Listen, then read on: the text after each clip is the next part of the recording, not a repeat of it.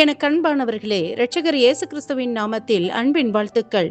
இயேசுவின் பாதத்தில் இன்று நாம் தியானிக்க இருக்கும் வேத பகுதி ஆதியாகமம் 39ஆம் அதிகாரம் 3ஆம் வசனம்.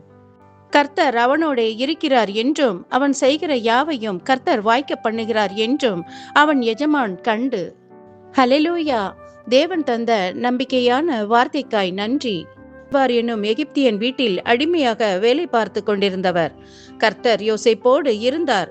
காரிய சித்தியுள்ள யோசேப்பின் நிமித்தம் அந்த எகிப்தியன் வீடு ஆசீர்வதிக்கப்பட்டது. அவனுடைய எஜமானான போத்திபார் தேவன் அவனோடு இருக்கிறதைக் கண்டு அவனை தன் வீட்டு விசாரணைக்காரனாக்கி தனக்கு உண்டான யாவற்றையும் அவன் கையில் ஒப்புவித்தான். எனக்கு அன்பானவர்களே, இந்த காலை வேளையில் ஒரு தனித்து விடப்பட்ட சூழ்நிலையை உணர்கின்றீர்களா? மனிதர்கள் யார் நம்மை ஏமாற்றினாலும் நம்மை விட்டு விலகினாலும் யோசேப்போடு இருந்த கர்த்தர் நம்மோடு இருக்கிறார் என்பதை நாம் ஒருபோதும் மறக்கவே கூடாது. நமது சூழ்நிலைகள் யாவற்றையும் தேவன் நன்கு அறிவார். பிரியமானவர்களே, அந்த வாலிபன் யோசேப்பை தேவன் தனிமையாக விடவே இல்லை. கர்த்தர் யோசேப்போடு இருந்தார் என்றுதான் வசனம் சொல்கிறது.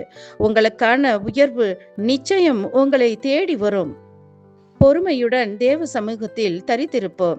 யோசேப்பு உயர்வை தேடி போகவில்லை. பிரியமானவர்களே, இழந்து போன சொந்த பந்தங்களை தேடி போகவில்லை. எல்லாவற்றையும் அவனை வஞ்சித்த அவனுடைய சகோதரர் யாவரையும் அவனை தேடி வந்து பணிந்து கொள்ளும்படி தேவன் செய்தார்.